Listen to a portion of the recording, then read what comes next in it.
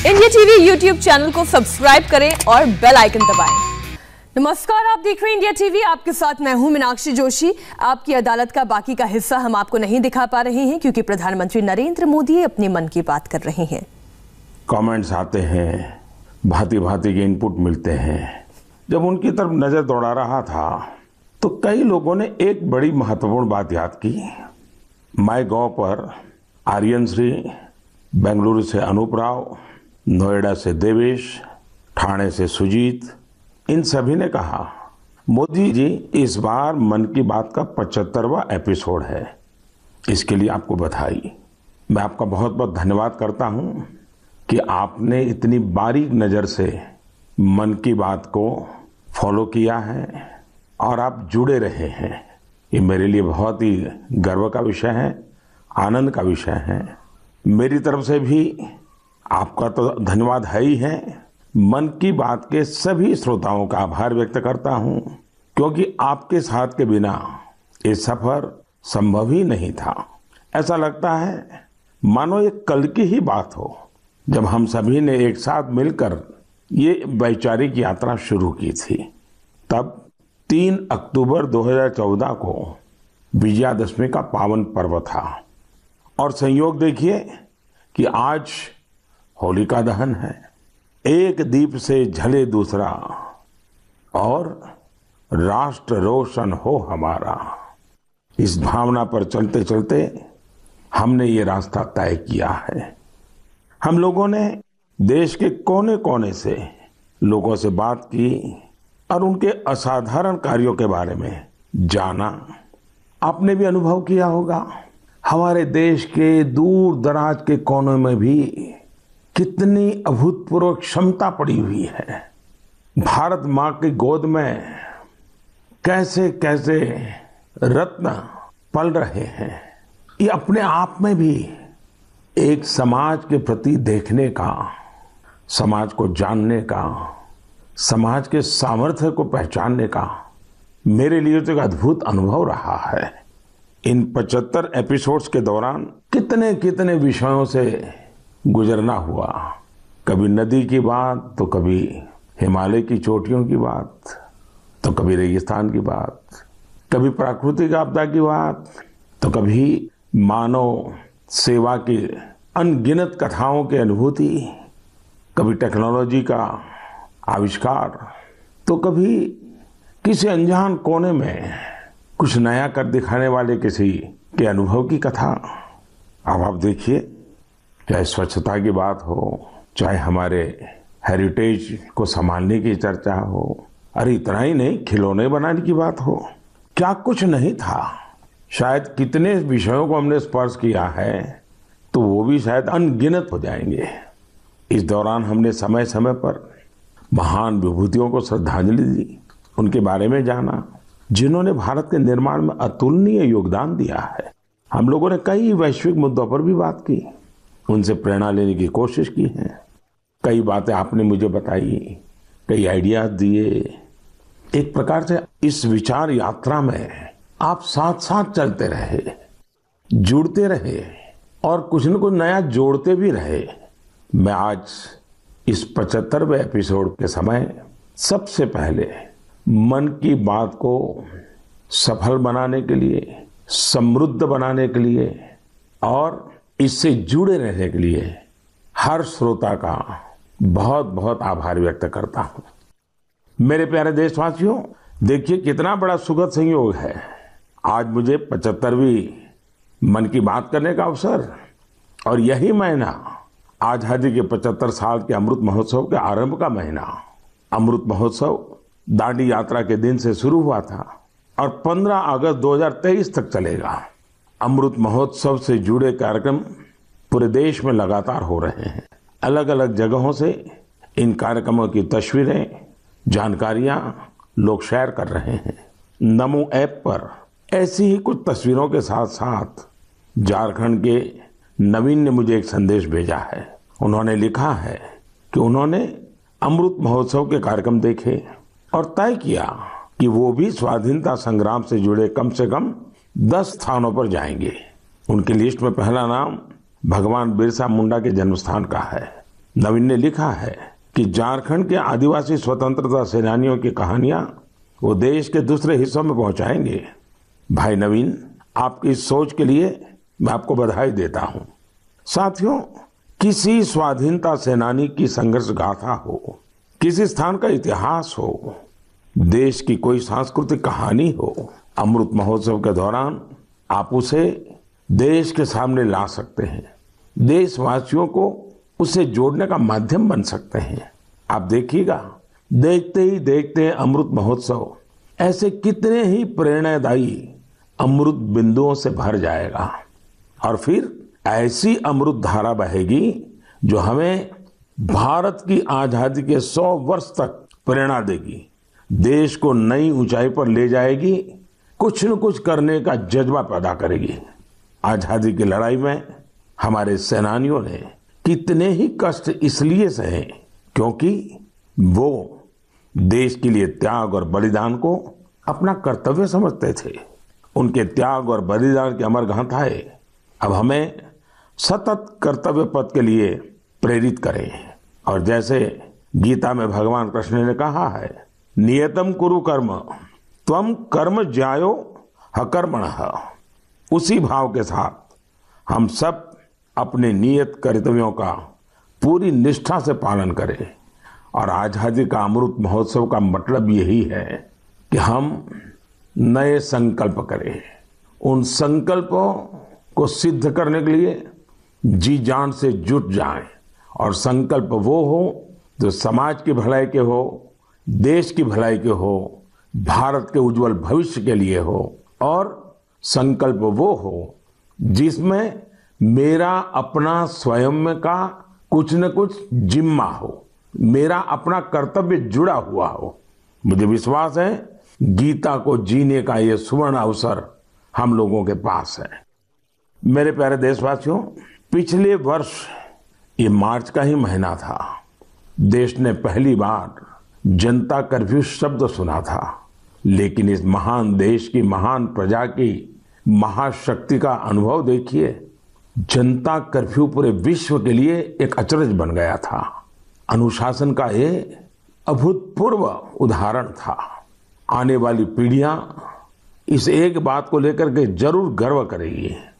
उसी प्रकार से हमारे कोरोना वॉरियर्स के प्रति सम्मान, आदर, थाली बजाना, ताली बजाना, दिया जलाना, आपको अंदाज नहीं है कोरोना वॉरियर्स के दिल को कितना छू गया था वो।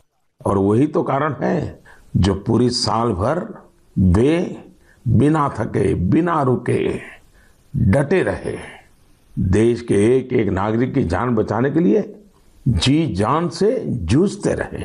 पिछले साल इस समय सवाल था कि कोरोना की वैक्सीन कब तक आएगी। साथियों, हम सबके लिए गर्व की बात है कि आज भारत दुनिया का सबसे बड़ा वैक्सीनेशन प्रोग्राम चला रहा है। वैक्सीनेशन प्रोग्राम के तस्वीरों के बारे में मुझे भुवनेश्वर के पुष्पा शुक्ला जी ने लिखा है। उनका कहना है कि घर के बड़े बुजुर्गों में वैक्सीन को लेकर जो उत्साह दिख रहा है उसकी चर्चा मैं मन की बात में करूं। साथियों, सही भी है। देश के कोने कोने से हम ऐसी खबरें सुन रहे हैं, ऐसी तस्वीरें देख रहे हैं जो हमारे दिल को छू जाती हैं। यूपी के जौनपुर में 109 वर्ष की बुजुर्ग मां राम दुलैया जी ने टीका लगवाया है। ऐसे ही दिल्ली में भी 107 साल के केवल कृष्ण जी ने वैक्सीन की डोज ली है। हैदराबाद में 100 साल के जय चौधरी जी ने वैक्सीन लगवाई। और सभी से अपील भी है कि वैक्सीन जरूर लगवाएं। मैं ट्विटर, फेसबुक पर भी ये देख रहा हूं कि कैसे लोग अपने घर के बुजुर्गों को वैक्सीन लगवाने के बाद उनकी फोटो अपलोड कर रहे हैं। केरल से एक युवा आनंद नायर ने तो इसे एक नया शब्द दिया है, वैक्सीन सेवा। ऐसे ही संदेश दिल्ली से शिवानी, हिमाचल से हिमांशु और दूसरे कई युवाओं ने भी भेजे हैं। मैं आप सभी श्रोताओं के इन विचारों की सराहना करता हूं। इन सब के बीच कोरोना से लड़ाई का मंत्र भी जरूर याद रखिए, दवाई भी कड़ाई भी। और सिर्फ मुझे बोलना ऐसा नहीं, हमें जीना भी है, बोलना भी है, बताना भी है और लोगों को भी दवाई भी कड़ाई भी इसके लिए प्रतिबद्ध बनाते रहना है। मेरे प्यारे देशवासियों, मुझे आज इंदौर की रहने वाली सौम्या जी का धन्यवाद करना है। उन्होंने एक विषय के बारे में मेरा ध्यान आकर्षित किया है और इसका जिक्र मन की बात में करने के लिए कहा है। ये विषय है भारत की क्रिकेटर मिताली राज जी का नया रिकॉर्ड। मिताली जी हाल ही में अंतर्राष्ट्रीय क्रिकेट में 10,000 रन बनाने वाली पहली भारतीय महिला क्रिकेटर बनी है। उनकी इस उपलब्धि पर बहुत बहुत बधाई। वनडे इंटरनेशनल में 7,000 रन बनाने वाली भी वो अकेली अंतर्राष्ट्रीय महिला खिलाड़ी है। महिला क्रिकेट के क्षेत्र में उनका योगदान बहुत शानदार है। 2 दशकों से ज्यादा के कैरियर में मिताली राज जी ने हजारों लाखों को प्रेरित किया है। उनके कठोर परिश्रम और सफलता की कहानी न सिर्फ महिला क्रिकेटरों बल्कि पुरुष क्रिकेटरों के लिए भी एक प्रेरणा है। साथियों, ये दिलचस्प है, इसी मार्च महीने में जब हम महिला दिवस सेलिब्रेट कर रहे थे तब कई महिला खिलाड़ियों ने मेडल्स और रिकॉर्ड्स अपने नाम किए हैं। दिल्ली में आयोजित शूटिंग में ISSF वर्ल्ड कप में भारत शीर्ष स्थान पर रहा। गोल्ड मेडल की संख्या के मामले में भी भारत ने बाजी मारी। ये भारत के महिला और पुरुष निशानेबाजों के शानदार प्रदर्शन की वजह से ही संभव हो पाया। इस बीच PV सिंधु जी ने BWF Swiss open super 300 tournament में सिल्वर मेडल जीता है। आज एजुकेशन से लेकर एंटरप्रेन्योरशिप तक, आर्म्ड फोर्सेस से लेकर साइंस एंड टेक्नोलॉजी तक हर जगह देश की बेटियां अपनी अलग पहचान बना रही हैं। मुझे विशेष खुशी इस बात से है कि बेटियां खेलों में अपना एक नया मुकाम बना रही हैं। प्रोफेशनल चॉइस के रूप में स्पोर्ट्स एक पसंद बनकर उभर रहा है। मेरे प्यारे देशवासियों, कुछ समय पहले हुई मैरीटाइम इंडिया समिट आपको याद है ना? इस समिट में मैंने क्या कहा था, क्या ये आपको याद है? स्वाभाविक है, इतने कार्यक्रम होते रहते हैं, इतनी बातें होती रहती हैं, हर बात कहाँ याद रहती है और उतना ध्यान भी कहाँ जाता है। स्वाभाविक है, लेकिन मुझे अच्छा लगा कि मेरे एक आग्रह को गुरु प्रसाद जी ने बहुत दिलचस्पी लेकर आगे बढ़ाया है। मैंने इस समिट में देश के लाइट हाउस कॉम्प्लेक्सेस के आसपास टूरिज्म फैसिलिटीज विकसित करने के बारे में बात की थी। गुरु प्रसाद जी ने तमिलनाडु के 2 लाइट हाउसों, चेन्नई लाइट हाउस और महाबलीपुरम लाइट हाउस की 2019 की अपनी यात्रा के अनुभवों को साझा किया है। उन्होंने बहुत ही रोचक फैक्ट्स शेयर किए हैं जो मन की बात सुनने वालों को भी हैरान करेंगे। जैसे चेन्नई लाइट हाउस दुनिया के उन चुनिंदा लाइट हाउस में से एक है जिनमें एलिवेटर मौजूद है। यही नहीं, भारत का यह इकलौता लाइट हाउस है जो शहर की सीमा के अंदर स्थित है। इसमें बिजली के लिए सोलर पैनल भी लगे हैं। गुरु प्रसाद जी ने लाइट हाउस के हेरिटेज म्यूजियम के बारे में भी बात की, जो मरीन नेविगेशन के इतिहास को सामने लाता है। म्यूजियम में तेल से जलने वाली बड़ी बड़ी बत्तियां, कैरोसिन लाइट्स, पेट्रोलियम वेपर और पुराने समय में प्रयोग होने वाले बिजली के लैंप प्रदर्शित किए गए हैं। भारत के सबसे पुराने light house Mahabalipuram light house के बारे में भी गुरु प्रसाद जी ने विस्तार से लिखा है। उनका कहना है, इस लाइट हाउस के बगल में सैकड़ों वर्ष पहले पल्लव राजा महेंद्र वर्मन प्रथम द्वारा बनाया गया उल्कनेश्वरा टेम्पल है। साथियों, मन की बात के दौरान मैंने पर्यटन के विभिन्न पहलुओं पर अनेक बार बात की है, लेकिन ये लाइट हाउस टूरिज्म के लिहाज से यूनिक होते हैं। अपनी भव्य संरचनाओं के कारण लाइट हाउसेस हमेशा से लोगों के लिए आकर्षण के केंद्र रहे हैं। पर्यटन को बढ़ावा देने के लिए भारत में भी 71 लाइट हाउसेज आइडेंटिफाई किए गए हैं। इन सभी लाइट हाउस में उनकी क्षमताओं के मुताबिक museum, amphitheatre, open air theatre, cafeteria, children's park, eco friendly cottages और लैंडस्केपिंग तैयार किए जाएंगे। वैसे लाइट हाउसेस की बात चल रही है तो मैं एक यूनिक लाइट हाउस के बारे में भी आपको बताना चाहूंगा। ये लाइट हाउस गुजरात के सुरेंद्रनगर जिले में जिंजूवाड़ा नाम के एक स्थान में है। जानते हैं ये लाइट हाउस क्यों खास है? खास इसलिए है क्योंकि जहां ये लाइट हाउस है वहां से अब समुद्र तट 100 किलोमीटर से भी अधिक दूर है। आपको इस गांव में ऐसे पत्थर भी मिल जाएंगे जो ये बताते हैं कि यहाँ कभी एक व्यस्त बंदरगाह रहा होगा। यानी इसका मतलब ये है कि पहले कोस्टलाइन जिंजूवाड़ा तक थी। समंदर का घटना बढ़ना, पीछे हो जाना, इतनी दूर चले जाना, ये भी उसका एक स्वरूप है। इसी महीने जापान में आई विकराल सुनामी को 10 वर्ष हो रहे हैं। इस सुनामी में हजारों लोगों की जान चली गई थी। ऐसी एक सुनामी भारत में 2004 में आई थी। सुनामी के दौरान हमने अपने लाइट हाउस में काम करने वाले हमारे 14 कर्मचारियों को खो दिया था। अंडमान निकोबार में और तमिलनाडु में लाइट हाउस पर वो अपनी ड्यूटी कर रहे थे। कड़ी मेहनत करने वाले हमारे इन लाइट कीपर्स को मैं आदरपूर्वक श्रद्धांजलि देता हूं और लाइट कीपर्स के काम की भूरी भूरी प्रशंसा करता हूं। प्रिय देशवासियों, जीवन के हर क्षेत्र में नयापन, आधुनिकता अनिवार्य होती है, वरना वही कभी कभी हमारे लिए बोझ बन जाती है। भारत के कृषि जगत में आधुनिकता ये समय की मांग है। बहुत देर हो चुकी है, हम बहुत समय गंवा चुके हैं।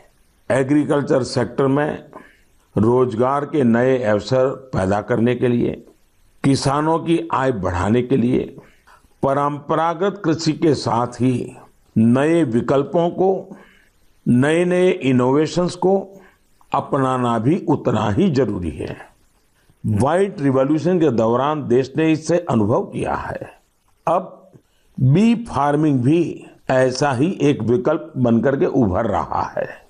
बी फार्मिंग देश में शहद क्रांति या स्वीट रिवॉल्यूशन का आधार बना रही है। बड़ी संख्या में किसान इससे जुड़ रहे हैं, इनोवेशन कर रहे हैं। जैसे कि पश्चिम बंगाल के दार्जिलिंग में एक गांव है गुरदुम। पहाड़ों की इतनी ऊंचाई, भौगोलिक दिक्कतें, लेकिन यहाँ के लोगों ने हनी बी फार्मिंग का काम शुरू किया और आज इस जगह पर बने शहद की, मधु की अच्छी मांग हो रही है। इससे किसानों की आमदनी भी बढ़ रही है। पश्चिम बंगाल के ही सुंदरबन इलाकों का प्राकृतिक ऑर्गेनिक हनी तो देश दुनिया में पसंद किया जाता है। ऐसा ही एक व्यक्तिगत अनुभव मुझे गुजरात का भी है। गुजरात के बनासकांठा में बस 2016 में एक आयोजन हुआ था। उस कार्यक्रम में मैंने लोगों से कहा कि यहाँ इतनी संभावनाएं हैं, क्यों न बनासकांठा और हमारे यहाँ के किसान स्वीट रिवॉल्यूशन का नया अध्याय लिखे। आपको जानकर खुशी होगी, इतने कम समय में बनासकांठा शहद उत्पादन का प्रमुख केंद्र बन गया है। आज बनासकांठा के किसान हनी से लाखों रुपये सालाना कमा रहे हैं। ऐसा ही एक उदाहरण हरियाणा के यमुनानगर का भी है। यमुनानगर में किसान बी फार्मिंग करके सालाना कई 100 टन शहद पैदा कर रहे हैं, अपनी आय बढ़ा रहे हैं। किसानों की इस मेहनत का परिणाम है कि देश में शहद का उत्पादन लगातार बढ़ रहा है और सालाना करीब 1.25 लाख टन पहुंचा है। इसमें से बड़ी मात्रा में शहद विदेशों में निर्यात भी हो रहा है। साथियों, हनी बी फार्मिंग में केवल शहद से ही आय नहीं होती, बल्कि बी वैक्स भी आय का एक बहुत बड़ा माध्यम है। Pharma industry, food industry, textile और कॉस्मेटिक इंडस्ट्री, हर जगह बी वैक्स की डिमांड है। हमारा देश फिलहाल बी वैक्स का आयात करता है, लेकिन हमारे किसान अब ये स्थिति तेजी से बदल रहे हैं, यानी एक तरह से आत्मनिर्भर भारत अभियान में मदद कर रहे हैं। आज तो पूरी दुनिया आयुर्वेद और नेचुरल हेल्थ प्रोडक्ट्स की ओर देख रही है। ऐसे में हनी की मांग और भी तेजी से बढ़ रही है। मैं चाहता हूं देश के ज्यादा से ज्यादा किसान अपनी खेती के साथ साथ बी फार्मिंग से भी जुड़ें। ये किसानों की आय भी बढ़ाएगा और उनके जीवन में मिठास भी घोलेगा। मेरे प्यारे देशवासियों, अभी कुछ दिन पहले वर्ल्ड स्पैरो डे मनाया गया। स्पैरो यानी गोरैया। कहीं इसे चकली बोलते हैं, कहीं चिमनी बोलते हैं, कहीं घोन चिरिका कहा जाता है। पहले हमारे घरों की दीवारों पर, आसपास के पेड़ों पर गोरैया चहकती रहती थी, लेकिन अब लोग गोरैया को ये कहकर याद करते हैं कि पिछली बार बरसों पहले गोरैया देखा था। आज इसे बचाने के लिए हमें प्रयास करने पड़ रहे हैं। मेरे बनारस के एक साथी इंद्रपाल सिंह बत्रा जी ने ऐसा काम किया है जिसे मैं मन की बात के श्रोताओं को जरूर बताना चाहता हूं। बत्रा जी ने अपने घर को ही गोरैया का आशियाना बना दिया है।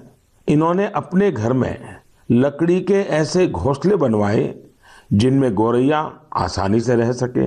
आज बनारस के कई घर इस मुहिम से जुड़ रहे हैं। इससे इन घरों में एक अद्भुत प्राकृतिक वातावरण भी बन गया है। मैं चाहूंगा प्रकृति, पर्यावरण, प्राणी, पक्षी जिनके लिए भी बन सके, कम ज्यादा प्रयास हमें भी करने चाहिए। जैसे एक साथी है विजय कुमार काबी जी। विजय जी उड़ीसा के केंद्रपाड़ा के रहने वाले हैं। केंद्रपाड़ा समुद्र के किनारे हैं, इसलिए इस जिले के कई गांव ऐसे हैं जिन पर समुद्र की ऊंची लहरों और साइक्लोन का खतरा रहता है। इससे कई बार बहुत नुकसान भी होता है। विजय जी ने महसूस किया कि अगर इस प्राकृतिक तबाही को कोई रोक सकता है तो वो प्रकृति ही रोक सकती है। फिर क्या था, विजय जी ने बड़ा कोट गांव से अपना मिशन शुरू किया। उन्होंने 12 साल, साथियों 12 साल मेहनत करके गांव के बाहर समुद्र की तरफ 25 एकड़ का मैंग्रोव जंगल खड़ा कर दिया। आज ये जंगल इस गांव की सुरक्षा कर रहा है। ऐसा ही काम ओडिशा के ही पारादीप जिले में एक इंजीनियर अमरेश सामंती जी ने किया है। अमरेश जी ने छोटे छोटे जंगल लगाए हैं जिनसे आज कई गांवों का बचाव हो रहा है। साथियों, इस तरह के कामों में अगर हम समाज को साथ जोड़ लें तो बड़े परिणाम आते हैं। जैसे तमिलनाडु के कोयम्बटूर में बस कंडक्टर का काम करने वाले मरीमुथु योगनाथन जी हैं। योगनाथन जी अपनी बस के यात्रियों को टिकट देते हैं तो साथ में ही एक पौधा भी मुफ्त देते हैं। इस तरह योगनाथन जी न जाने कितने ही पेड़ लगवा चुके हैं। योगनाथन जी अपने वेतन का काफी हिस्सा इसी काम में खर्च करते आ रहे हैं। अब इसको सुनने के बाद ऐसा कौन नागरिक होगा जो मरीमुथु योगनाथन जी के काम की प्रशंसा न करे। मैं हृदय से उनके इस प्रयासों को बहुत बधाई देता हूं, उनके इस प्रेरक कार्य के लिए। मेरे प्यारे देशवासियों, वेस्ट से वेल्थ यानी कचरे से कंचन बनाने के बारे में हम सब ने देखा भी है, सुना भी है और हम भी औरों को बताते रहते हैं। कुछ उसी प्रकार से वेस्ट को वैल्यू में बदलना का भी काम किया जा रहा है।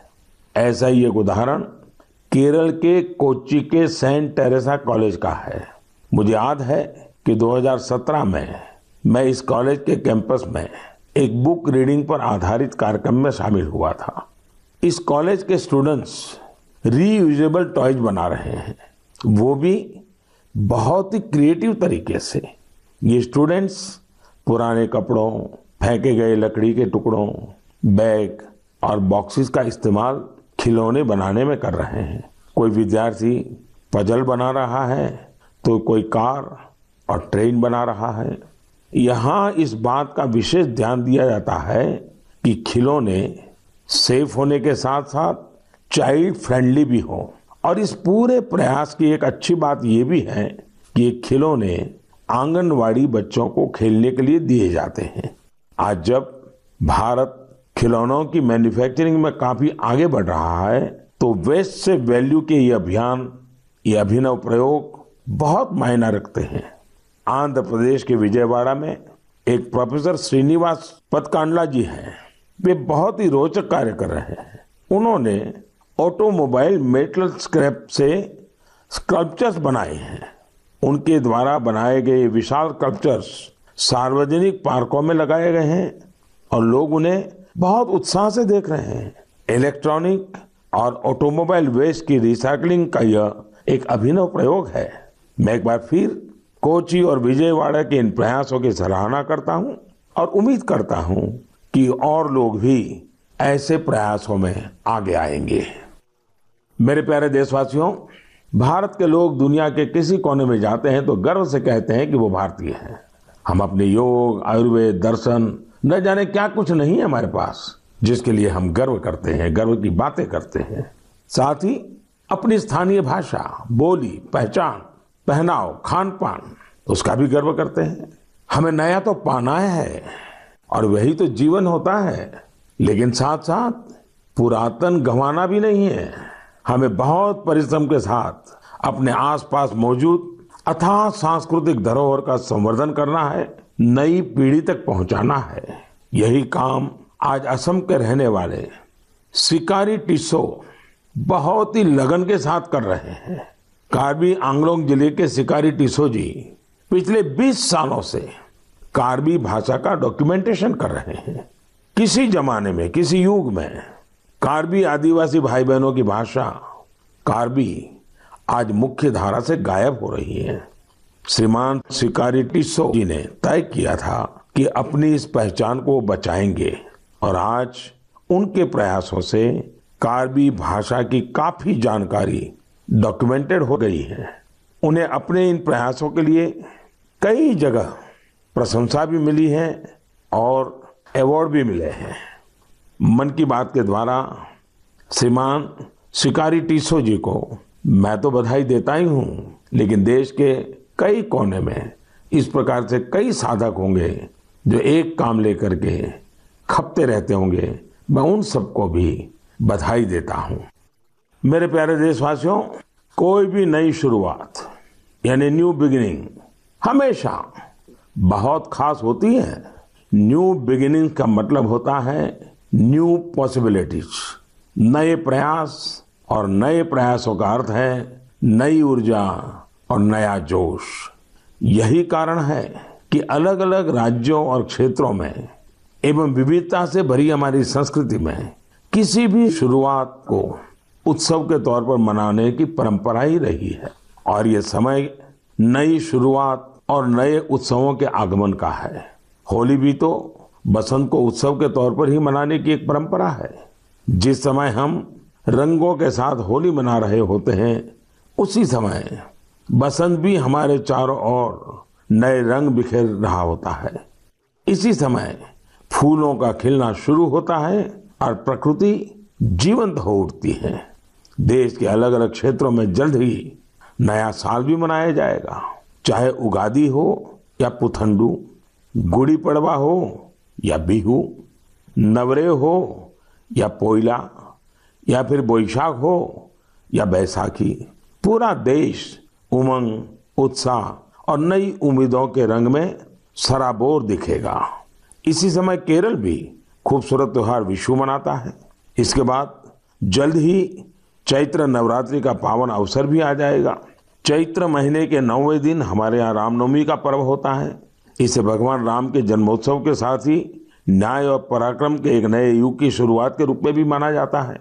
इस दौरान चारों ओर धूमधाम के साथ ही भक्ति भाव से भरा माहौल होता है जो लोगों को और करीब लाता है, उन्हें परिवार और समाज से जोड़ता है, आपसी संबंधों को मजबूत करता है। इन त्योहारों के अवसर पर मैं सभी देशवासियों को शुभकामनाएं देता हूं। साथियों, इस दौरान 4 अप्रैल को देश ईस्टर भी मनाएगा। जीसस क्राइस्ट के पुनर्जीवन के उत्सव के रूप में ईस्टर का त्योहार मनाया जाता है। प्रतीकात्मक रूप से कहें तो ईस्टर जीवन की नई शुरुआत से जुड़ा है। ईस्टर उम्मीदों के पुनर्जीवित होने का प्रतीक है। Only this Holi and auspicious occasion I greet not only the Christian community in India but also Christians globally. मेरे प्यारे देशवासियों, आज मन की बात में हमने अमृत महोत्सव और देश के लिए अपने कर्तव्यों की बात की। हमने अन्य पर्वों और त्योहारों को भी चर्चा की है। इसी बीच एक और पर्व आने वाला है जो हमारे संवैधानिक अधिकारों और कर्तव्यों की याद दिलाता है। वो है 14 अप्रैल डॉक्टर बाबा साहब आम्बेडकर की जन्म जयंती। इस बार अमृत महोत्सव में तो ये अवसर और भी खास बन गया है। मुझे विश्वास है बाबा साहब की इस जन्म जयंती को हम जरूर यादगार बनाएंगे, अपने कर्तव्यों का संकल्प लेकर उन्हें श्रद्धांजलि देंगे। इसी विश्वास के साथ आप सभी को पर्व त्योहारों की एक बार फिर शुभकामनाएं हैं। आप सब खुश रहिए, स्वस्थ रहिए और खूब उल्लास मनाइए। इसी कामना के साथ फिर से याद कराता हूं, दवाई भी कड़ाई भी। बहुत बहुत धन्यवाद। तो बहुत सारे मुद्दों पर आज प्रधानमंत्री नरेंद्र मोदी ने 75वीं बार जो है अपनी मन की बात कही और इस दौरान उन्होंने चाहे पर्यावरण का संदेश हो, चाहे उन्होंने कोरोना से लड़ाई का संदेश हो, रिसाइकलिंग की बात हो, ऊर्जा की बात हो, कई सारे मुद्दों को उन्होंने आने वाले पर्व और त्योहारों का भी उन्होंने जिक्र किया। आप जानते हैं कल होली का पर्व पूरे देश में हर्षोल्लास के साथ मनाया जाएगा, लेकिन इस दौरान हमें कड़ाई का पालन करना है, सोशल डिस्टेंसिंग का पालन करना है। बहुत सारी बातें आज प्रधानमंत्री नरेंद्र मोदी ने अपने इस कार्यक्रम में कही। नमस्ते, मैं हूं मीनाक्षी जोशी। वीडियो और खबरों से अपडेट रहने के लिए India TV YouTube channel subscribe करें, बेल आइकन दबाना ना भूलें। जुड़े रहें इंडिया टीवी के साथ।